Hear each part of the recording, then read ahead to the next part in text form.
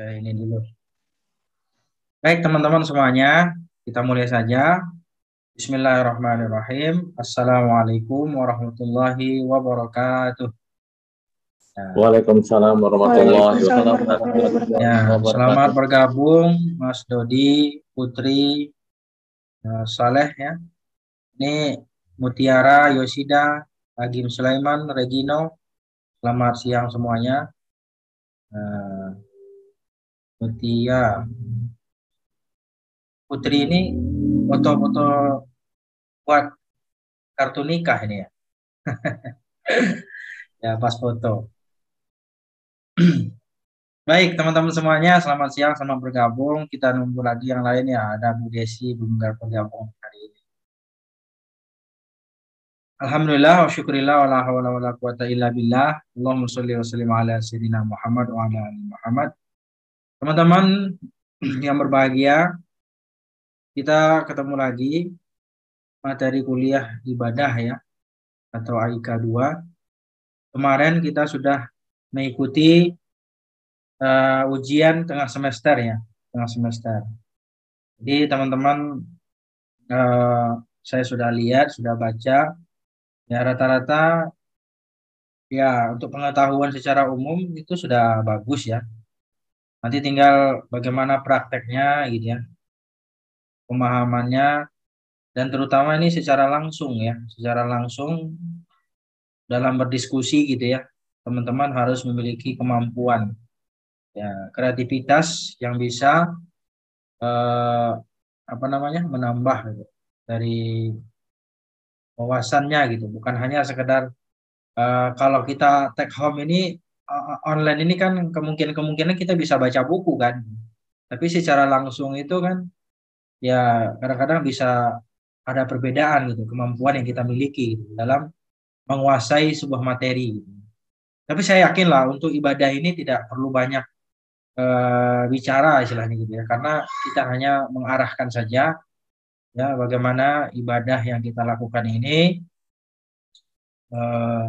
sesuai dengan tuntunan Rasulullah SAW. Jadi teman-teman juga pada zaman sekarang ini sudah cerdas lah ya, mudah untuk mengakses ya materi-materi yang mungkin sekiranya, oh ini bacaan di sini begini, nanti cari aja, di searching aja, cari tempat yang lain gitu kan, cari di buku, bahkan juga di internet, di YouTube juga banyak sekali materi-materi itu. Jadi teman-teman bisa memperkaya pengetahuannya ya terkait dengan masalah sholat atau masalah ibadah ini. Baik, kita lanjutkan.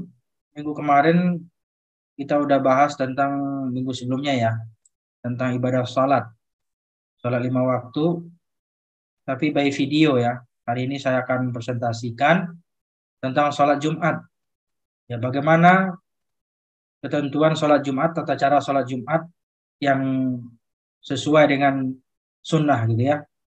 Nah, sebelum itu saya perlu sampaikan kepada teman-teman, tolong kalau misalnya ada materi, kalau misalnya di-download silakan di-download, kalau dibaca silakan dibaca, kalau misalnya direspon, dirangkum silakan dirangkum. Jadi supaya nanti penilaiannya itu bisa menjadi komplit ya. Ya, menjadi komplit. Baik, saya tidak akan menjabarkan secara panjang lebar, paling saya 30 menit aja. Ke depan saya akan berikan penjelasan terkait dengan masalah sholat Jumat. Ya, sholat Jumat. Nah, bagaimana masalah sholat Jumat ini, tentu ini khusus bagi laki-laki ya. Ini laki-laki yang dewasa, sehat, bertempat tinggal, ya, tidak musafir, tidak dalam keadaan darurat, gitu ya, ada bencana atau suatu halangan yang memang mengakibatkan seseorang itu tidak bisa melaksanakan sholat Jumat. Nah, bagaimana ketentuan sholat Jumat itu? Yang pertama, ya dilakukan 2 rakaat secara berjamaah ya. Jadi sholat Jumat ini adalah pengganti sholat zuhur. Pada hari Jumat itu kan kita nggak sholat zuhur itu, terutama nih laki-laki ya. Bagi perempuan pentingkah? Ya penting, banyak juga kaitannya dengan perempuan ini. Nanti punya suami kan gitu ya, harus paham juga, harus ngerti juga ya, dan harus bisa memberikan penjelasan kepada suaminya gitu ya, bapak, kakak, adik atau anak-anaknya lah nanti. Didahului dua khutbah ya. Kalau khutbah Idul Fitri itu yang afdalnya satu kali saja. Idul Adha juga begitu. Tapi kalau untuk sholat Jumat itu didahului dua khutbah ya, wajib. Nah, jadi pada waktu zuhur di hari Jumat itu bagi orang yang bertempat tinggal, bermukim, sehat, ya, tidak musafir, maka mereka diwajibkan untuk sholat Jumat. Di mana? Ya di kampung mereka itu, ya di mana mereka itu bermukim atau bertempat tinggal gitu ya. Ya gitu. Hukumnya wajib bagi laki-laki untuk memenuhi syarat ya. Nah, ini perintahnya ada dalam surah Al-Jumu'ah. Ya ayyuhalladzina amanu idza nudiya lis-salati min yaumil jumu'ah fas'au ila dzikrillahi wa dzarul bai'. Dzalikum khairul lakum in kuntum ta'lamun. Wahai orang-orang beriman, apabila diserukan kepada kalian untuk menunaikan sholat di hari Jumat, maka segeralah menuju panggilan Allah itu. Mengingat Allah dan tinggalkan segala bentuk jual beli. Kalau dulu kan memang orang-orang di Makkah Madinah itu kan ya orang yang suka berdagang ya, berdagang. Kalau sekarang kan banyak sekali profesi-profesi itu. Jadi intinya bukan hanya orang yang berdagang aja yang harus meninggalkan pekerjaannya itu gitu ya. Tapi segala pekerjaan yang harus kita tinggalkan ketika ada azan. Bukan hanya azan Jumat saja sebenarnya, tapi juga setiap azan yang kita dengarkan ketika dikumandangkan maka kita diperintahkan untuk memenuhi panggilan azan itu. Jadi selagi kita itu mendengarkan azan maka kita diwajibkan untuk memenuhi azan itu. Kecuali ada uzur-uzur ya, halangan-halangan syar'i yang membolehkan kita untuk meninggalkan sholat Jumat misalnya ya. Seperti yang saya sebutkan tadi, musafir, sakit dan lain-lain. Fas'au ila zikrillah wa dzarul bai' dan tinggalkan jual beli zalikum khairul lakum in kuntum ta'lamun. Itu lebih baik bagimu jika kamu mengetahui. Jadi orang yang faham, orang yang mengerti betapa pentingnya sholat Jumat itu, dia akan tinggalkan segala bentuk pekerjaannya demi memenuhi ya panggilan Allah Subhanahu wa taala. Jadi dalam beribadah itu ya kita harus betul-betul maksimal gitu. Jangan nanti udah mau komat gitu ya, Mas Dodi ya udah mau komat gitu ya, baru datang gitu ya. Ya, atau misalnya masih khutbah, ntar aja deh, menanggung-nanggung nih kerjaannya gitu. Ya kan? Padahal kan kita kalau mau ibadah itu ya harus di awal-awal gitu. Apalagi kan kalau orang yang di awal datang itu mereka ibaratkan dapat pahalanya onta gitu ya. Dan seterusnya. Kalau udah khatib naik mimbar, dalam satu riwayat dijelaskan orang itu nggak dicatat lagi tuh salat Jumat itu. Begitu. Ya satu riwayat dijelaskan gitu. Ya. Dan itu biasanya di masjid-masjid di daerah-daerah biasanya disebutkan itu. Kalau misalnya udah khatib naik mimbar, malaikat udah nggak nyatet lagi tuh. Yang datang itu udah nggak dianggap hadir gitu. Sama kayak kita kuliah ini nih. Ya. Nah, yang datang terlambat udah nggak dianggap hadir gitu. Ya, jadi begitu pula dengan ibadah sholat itu. Sholat Jumat ya. Maka lebih afdal dari awal. Makanya kadang-kadang kan pekerjaan kita itu memang, ya apalagi kalau kita bosnya bukan orang Islam ya. Kita kadang-kadang susah gitu ya. Teman-teman saya tuh sering curhat ke saya. Boro-boro mau sholat Jumat tepat waktu Ustaz. Mau makan aja susah kan itu. Harus nyambi-nyambi gitu. Kadang-kadang dia makan di depan mejanya. Di depan tempat dia kerja gitu. Dan itu ya sangat menyulitkan sekali gitu bagi mereka gitu. Dan itu banyak sekali. Apalagi kalau misalnya mereka buru-buru pabrik ya, buru-buru pabrik. Dan sangat disayangkan sekali memang ya. bekerja. Apalagi kalau tempat-tempat kerja yang memang tidak Islami atau tidak halal, misalnya di Hollywood ya. Gimana itu ya? Ada nggak musola di dalamnya itu? Jadi teman-teman ini kita ngomongin agak apa ngelantur dikit, bukan ngelantur ya, agak melenceng dikit dari tema. Ya, yang jelas itu jujur saja ini teman-teman saya harus kasih tahu bahwa sesulit apapun pekerjaan kita, apa kehidupan kita, sesusah apapun kita mencari rezeki, carilah rezeki yang di tempat yang halal, di tempat yang memang sudah jelas kehalalannya. Jadi mungkin sekarang ini kan lagi viral itu ya mengenai masalah pekerjaan di tempat seperti itu ya. Ya, karena banyak karyawan orang Islam yang di PHK dan semacamnya, yang menganggur dan lain-lain. Mungkin itu jalan Allah Subhanahu wa taala menunjukkan kepada kita, kepada umat Islam agar bertaubat dari pekerjaan-pekerjaan yang seperti ya kan saya nggak mabuk, Pak. Iya benar. Walaupun Anda misalnya sholat, walaupun Anda hanya sekedar security gitu ya di sana, tetap sama mendapatkan dosanya gitu. Karena tempatnya sudah tidak sesuai dengan ajaran Islam, ya. Apalagi kalau misalnya sudah melanggar undang-undang. Teman-teman, ini saya nggak akan bahas panjang lebar, tapi maksudnya semua pekerjaan-pekerjaan yang kita miliki itu adalah sebuah perjuangan. Jadi buat apa juga kita memperjuangkan sesuatu yang tidak halal gitu ya. Ini menurut saya ya. Oleh karena itu, karena pekerja itu adalah ibadah dan ada sebuah perjuangan buat kita yang harus kita pertahankan. Jadi oleh karena itu carilah pekerjaan-pekerjaan yang memang bisa membawa kita kepada jalan yang diridhoi Allah Subhanahu wa taala. Oke, teman-teman ya, setuju ya? Setuju nggak nih? Setuju, Pak.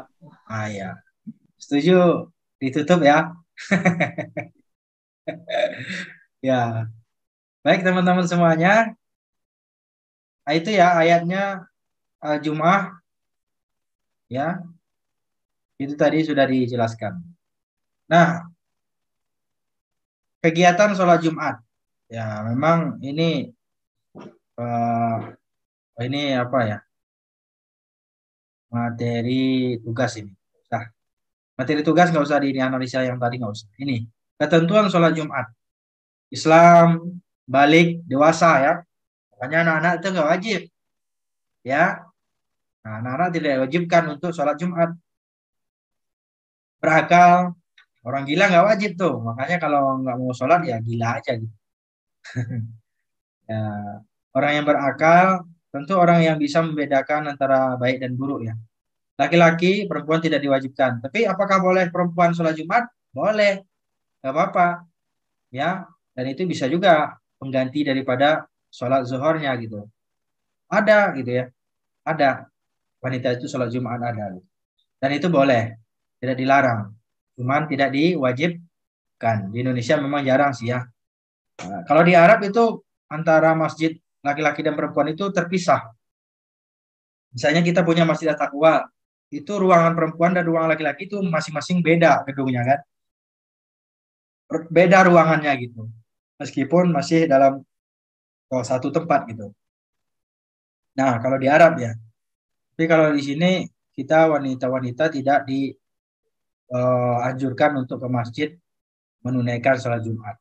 Sehat, maka orang sakit itu berhalangan hadir. Misalnya dia lagi dirawat, kakinya sakit, atau semuanya lah ya.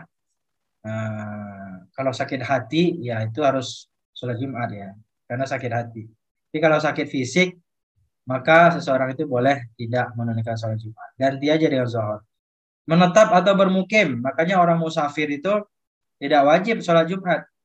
Ya, boleh dia meninggalkan sholat. Misalnya Mas Dodi nih pergi dinas keluar kota misalnya, pas di hari Jumat nih, ya, tiba-tiba dia berangkatnya sebelum Jumat. Di perjalanan udah azan kan, mau nyari tempat rest area atau tempat sholat Jumat nggak ada gitu ya. Nah, gimana caranya? Ya udah nanti Mas Dodi bisa jamak takhir ke asar misalnya kan, Jumatnya nggak bisa ya, atau ganti dengan zohor tapi dia nanti dijamak gitu ya. Nah, jadi berlakulah hukum jamak itu, jamak dan qasar itu. Jadi seseorang yang tidak bermukim itu boleh. Bahkan seseorang yang misalnya musafir, Mas Dodi, pergi ke Kalimantan misalnya, udah 3 hari di sana, dia tetap bisa menjamak dan mengqasar sholat. Dan kalau misalnya ada Jumat, dia tidak wajib juga, ya meskipun dia sudah sampai di tempat tujuan. Ya, misalnya ya. Nah, tapi biasanya kan kalau kita udah nyampe, kalau Jumat ya tetap Jumat juga gitu ya. Nah, tapi andai saja misalnya dia belum berkesempatan untuk sholat Jumat, maka dia boleh mengganti dengan sholat zuhur. Ya, nah, itu misalnya. Jadi orang musafir ini enak sebenarnya ya. Dia kalau belum puasa musafir boleh nggak puasa, kan enak itu.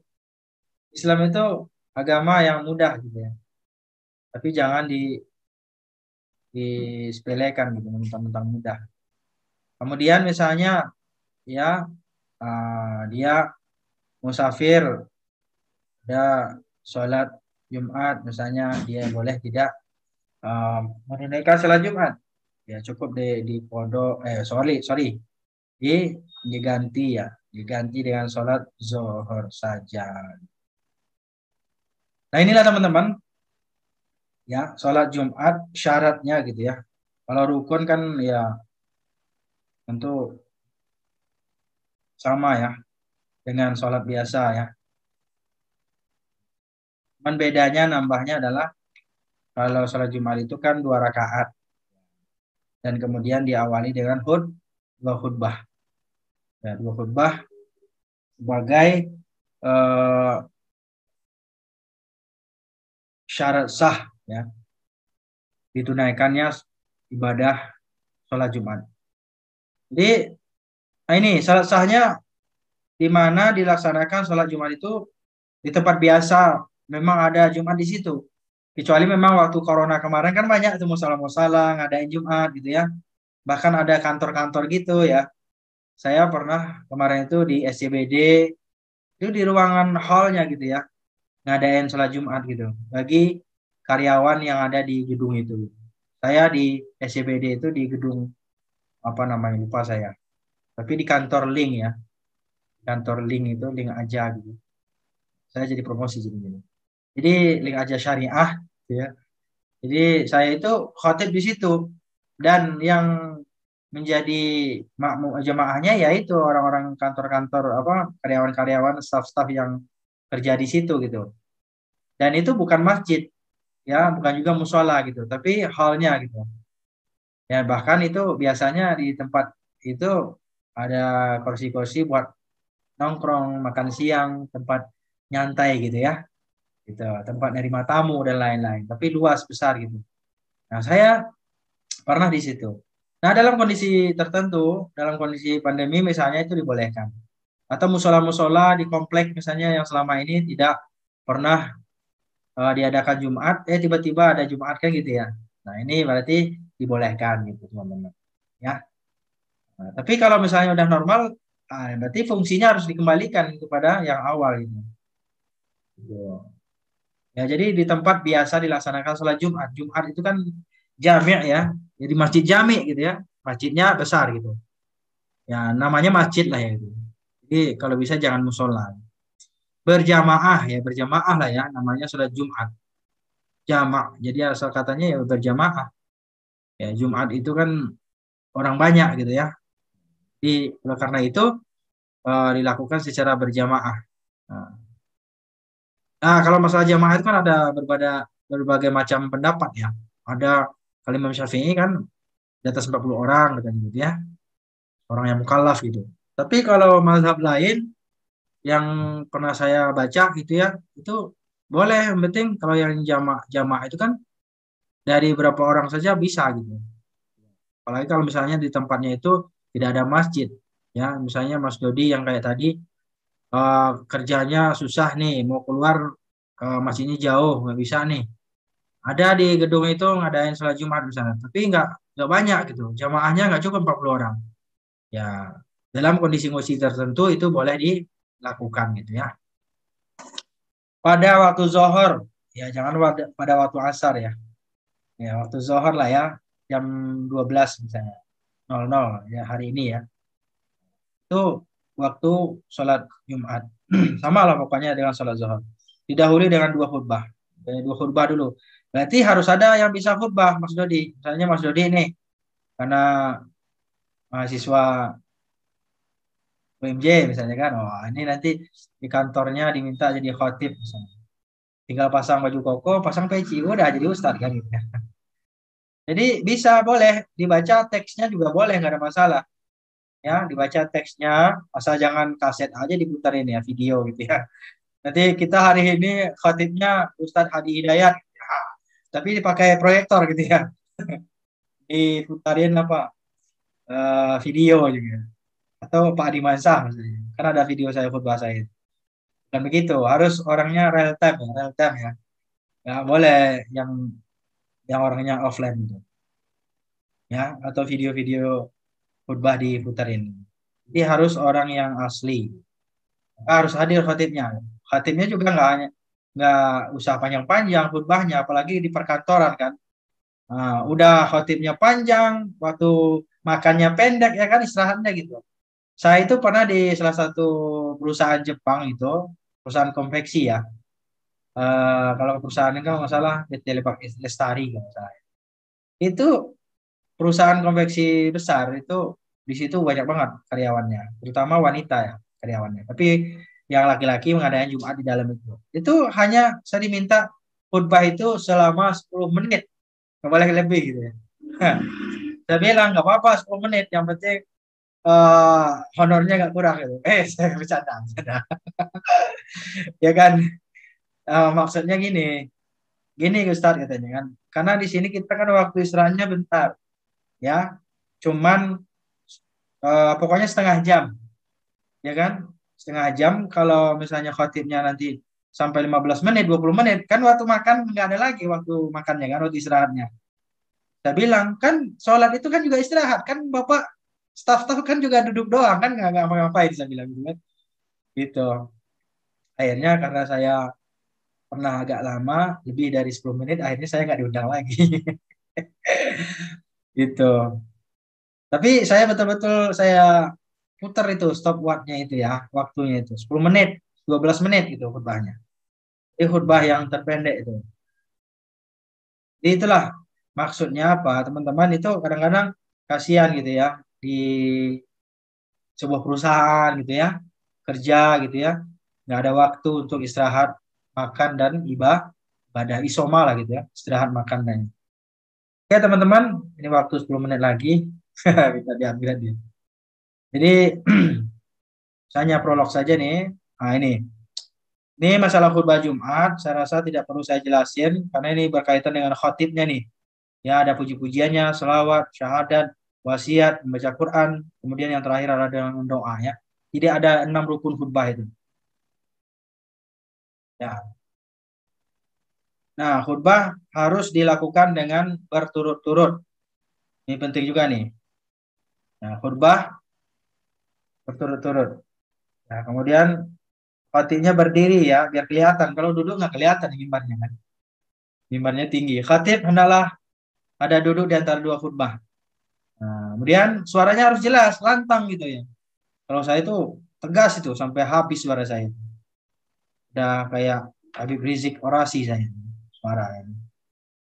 Ya, berturut-turut di antara dua khutbah. Jangan nanti khutbah pertama habis itu khatibnya pergi ke WC gitu ya. Habis itu balik lagi gitu khutbah kedua. Ya, jadi berturut-turut antara khutbah yang satu yang kedua. Kemudian khatib suci ya dari hadas dan najis. Jadi nggak boleh khatibnya nggak belum wudhu misalnya. Menutup aurat. Ya, jelas lah ya. Jangan nanti khatibnya nggak pakai baju lagi ya, pusatnya di luar gitu. Ada tuh video viral dulu ya, dia ceramah, khutbah gitu ya, katanya wali gitu ya, tapi nggak pakai baju gitu ya, seperti orang gila gitu. Ya kumal lagi pakaiannya. Jadi harus rapi. Nah ini teman-teman ya. Nah ada di mimbar disampaikan dengan kalimat yang fasih, terang, dapat dipahami, menghadap jamaah, jangan membelakangi jamaah ya. Ya, oke. Bahas sunnah. Ini sunnahnya saja. Yang penting yang wajib-wajibnya sudah saya sampaikan. Nah, sunnahnya tentu ya ini. Ya, khatib menertibkan ya. Jadi mengurut rukunnya itu. Ya, jangan dibalik-balik atau diacak-acak. Jamaah ini yang paling penting nih, hendaklah diam dan memperhatikan khutbah. Karena banyak juga kadang-kadang teman-teman ya, yang kadang-kadang kita ini sholat Jumat, orang lagi khutbah, khatib lagi khutbah, kita lagi sibuk ngobrol di belakang. Atau bahkan ada juga masih main WA-WA, update status ya. Hai guys, gua lagi khutbah nih, gua lagi Jumat nih gitu. Ya, jadi ini jamaah narsis namanya.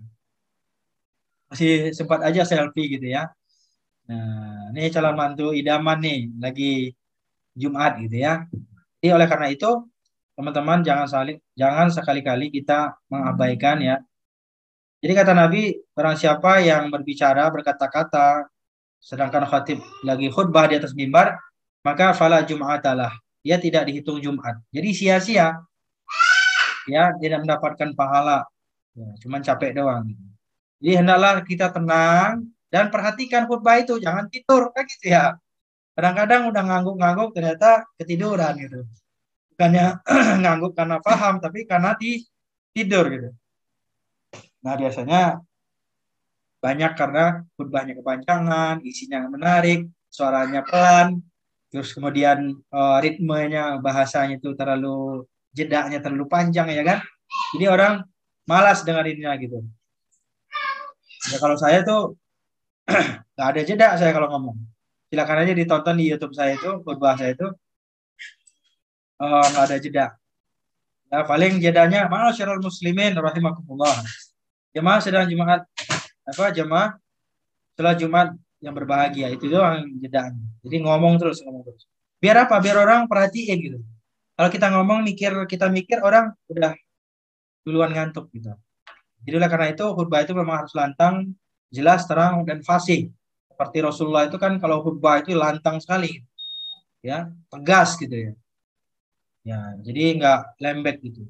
Maka khatib itu harus memiliki power gitu ya dalam suaranya gitu. Ya, nah, utamakan yang fasih. Jangan nggak fasih ngucapin alhamdulillah gitu ya. Alhamdulillah gitu. Nah, jangan ya. Asyhadu an la ilaha illallah. Kayak orang mau sakaratul maut aja sadarnya gitu. Jadi kurang fasih gitu. Jadi utamakan khatib itu yang fasih ya, yang fasih dalam melafazkan bahasa Arabnya dan juga bacaan-bacaan Al-Qur'annya gitu ya. Nah, maka jadi khatib itu memang berat. Beda kalau ceramah biasa masih bisa, ya kan? Kita pakai bahasa Indonesia aja juga nggak ada masalah kan? Tapi kalau kita khutbah itu memang harus ada bahasa Arabnya. Ya, paling tidak kalau misalnya kita nggak fasih, kita baca gitu kan, dibaca teksnya gitu, biar panjang pendeknya jelas gitu, ya kan? Innal hamdalillah nahmaduhu wa nasta'inuhu wa nastaghfiruh. Misalnya seperti itu. Jadi oleh karena itu teman-teman yang hadir di sini, terutama yang laki-laki, ya suatu saat kita nggak tahu lah ya, Anda mendadak misalnya diminta jadi khatib di kantor misalnya karena ustadznya nggak datang atau khatibnya berhalangan gitu ya. Nah, Anda sebenarnya bisa gitu. Setiap laki-laki itu bisa. Nah, tinggal kita siapin konsepnya, baca teksnya gitu. Siapin aja misalnya di HP dulu misalnya teks khutbahnya gitu. Mana tahu suatu waktu ya kayak dulu lah misalnya kan waktu pandemi kan bapak-bapak di rumahnya tuh yang laki-laki jadi khatib semua di rumah kan. Salat Idul Fitrinya kan di rumah itu. Ya, Idul Fitrinya di rumah. Jadi semua laki-laki itu bapak-bapak itu pada belajar. Dan teman-teman saya juga banyak yang belajar ke saya itu. Yang mereka nggak pernah khutbah tiba-tiba mau jadi khatib Idul Fitri lagi kan di rumahnya masing-masing gitu. Ya ketika pandemi kemarin kan yang nggak boleh kita mengadakan sholat Idul Fitri di tempat umum. Oke teman-teman, itu saja barangkali. Ini kan masalah sunnah saja. Silakan dibaca lanjutannya ya di dalam